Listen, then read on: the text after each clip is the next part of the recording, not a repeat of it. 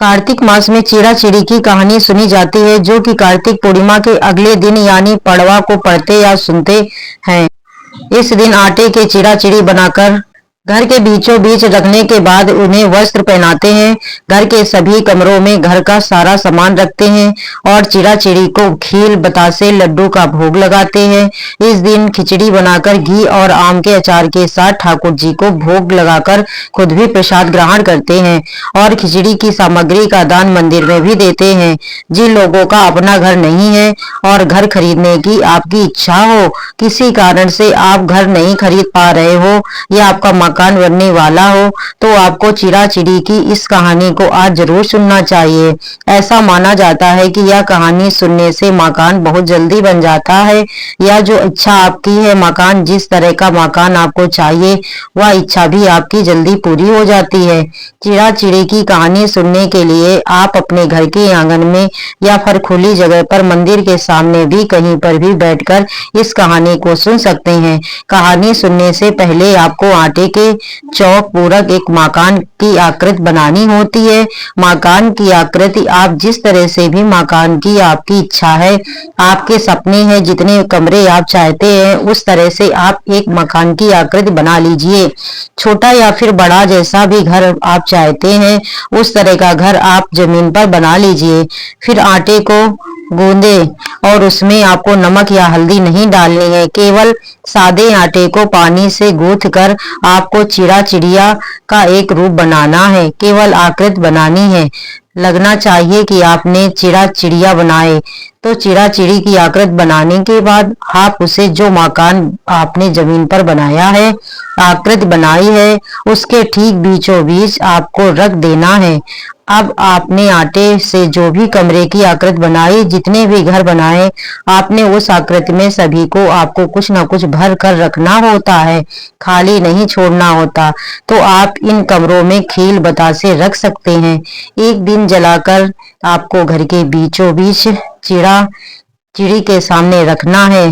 पूजा करने के लिए आपको 4 मिट्टी के दीपक भी चाहिए। हो सके तो घी के दीपक जलाए, नहीं तो आप तेल के दीपक जला सकते हैं।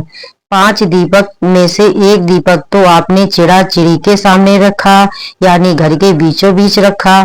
बाकी आप चारों कोनों में, चारों किनारों में एक एक दीपक जलाकर रखें। इस समय चिड़ा चिड़ी को खिचड़ी का भोग भी लगाया जाता है। तो खिचड़ी आप मूंग की दाल की, चाहे हरी या फिर पीली दाल की मूंग की खिचड़ी बनाकर रखें।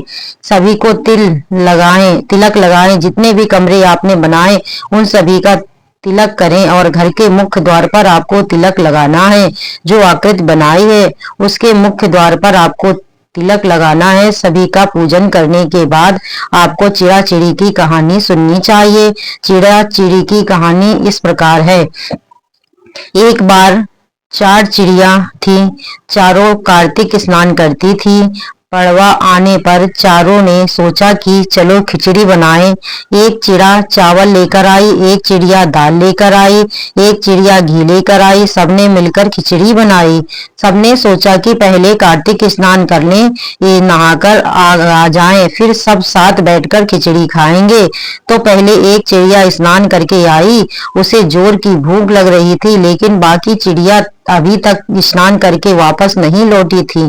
तो उसने खिचड़ी की भाप खा ली, यानी भाप सूंघकर अपना पेट भर लिया। दूसरी चिड़ी आई, उसे भी भूख लगी थी, तो उसने पानी पी लिया। तीसरी चिड़िया ने खिचड़ी खा ली और चौथी चिड़िया ने बची हुई खुरचन खा ली। कुछ समय के बाद चारों चिड़िया मर गईं। जिस चिड़िया ने भाप खाई थी वह तो राजा के घर राजकुमारी बनी। जिस चिड़िया ने पानी पिया वह कुमार की लड़की बनी। जिस चिड़िया ने खिचड़ी खाई थी वह अगले जन्म में ब्राह्मण की लड़की बनी और जिस चिड़िया ने खुरचन खाई थी वह हथनी बनी।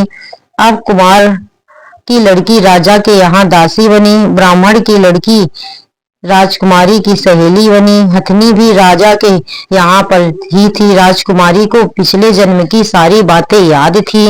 राजकुमारी का विवाह हुआ।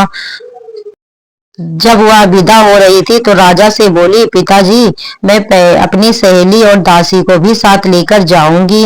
राजा ने कहा, ठीक है, ले जाना। राजकुमारी फिर भी नहीं गई तो राजा ने पूछा, अब तुम्हें और क्या चाहिए? तो वह बोली, पिताजी, मुझे हथनी भी चाहिए। तो राजा ने अपने नौकर को हथनी को लाने भेज दिया, क्योंकि वह हथनी किसी के बस में नहीं आती थी, किसी के कहे अनुसार नहीं चलती थी। जब वह हथनी नहीं उठी तो राजकुमारी खुद चलकर उसके पास गई और उसके कान में पिछले जन्म की बात कही, जिसे सुनते ही वह हथनी उठकर खड़ी होकर चल पड़ी।